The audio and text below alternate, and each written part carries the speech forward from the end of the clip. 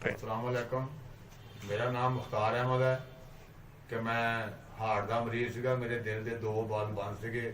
मैं कार्डियोलॉजी जान के एलोपैथिक मैं जान के यूज कर रहा, उत्थों चैकअप कराया। 2-3 माह उत्थे मैं जान के एलोपैथिक उन्होंने यूज की। उन्होंने मैंने ऑपरेशन का लिख दिता कि मैं डर गया सीगा कि मैं ऑपरेशन मैं क्या मैं नहीं कराना है। मेरा एक दोस्त है नदीम अनवर, उन्होंने कहा यार जे मैं ठीक हो सकता तू भी ठीक हो सकता, तू मेरे नाल आ, तू आन के ना चैकअप करा। मैं नदीम अनवर के नाल इत्थे आया, आन के मैं चैकअप कराया। डॉक्टर साहब ने चैकअप किया तो उन्होंने कहा भी दिल के दो बाल बंद है तेरे। मैं कहा हाँ जी। तो काफ़ी मेदे की प्रॉब्लम बन गई, साइड इफेक्ट बहुत ज़्यादा हो गया सीगा।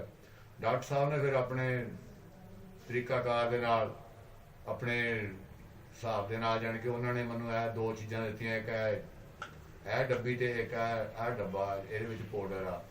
उन्होंने कहा भी तू दो ही चीज़ां जान के यूज करनियां। मैं 1 महीना दोनों चीज़ां यूज कीतियां।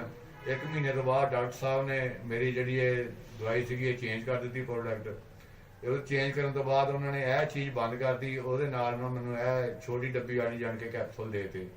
मैं 1 महीना यह यूज की। 1 महीने 2 महीने तो बाद फिर डॉक्टर साहब ने फिर चेंज करके यह 3 चीज़ां करतियां इकट्ठियां है कि यह चीज़ जान के डॉक्टर साहब ने बंद कर दी है।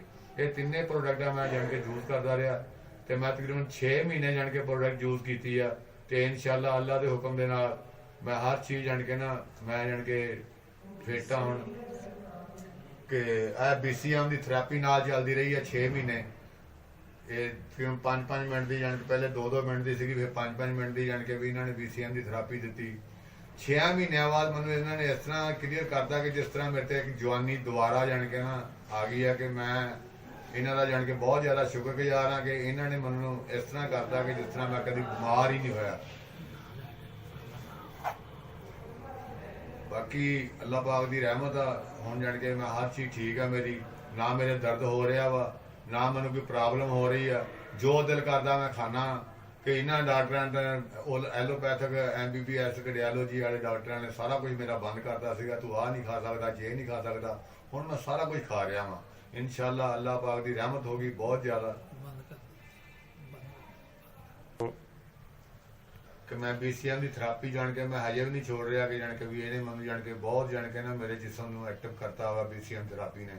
तो बेहतर तरीकाकार इलाज जोड़ा वा फूड सप्लीमेंट के नाल इलाज कर रहे हैं कि डॉक्टर रमजान मलिक साहब कि मैं जान के भी अवेयरनेस आम लोगों को दे रहा वहाँ कि तुम आओ इतों आन के चैकअप करा के अपनी बीमारी तो पहले इलाज अपना करा लो कि जी 10 साल 5 साल 2 साल बीमारी आनी आ कि वह जान के पहले जान के ना तुम यदा इलाज करा लो कि मुड़ के जिंदगी ना शुगर हो ना हैपाटाइटिस हो ना हार्ट का मरीज बने। इंशाअल्लाह अल्लाह के हुक्म के नाल बेहतर हो जाओगे तुम।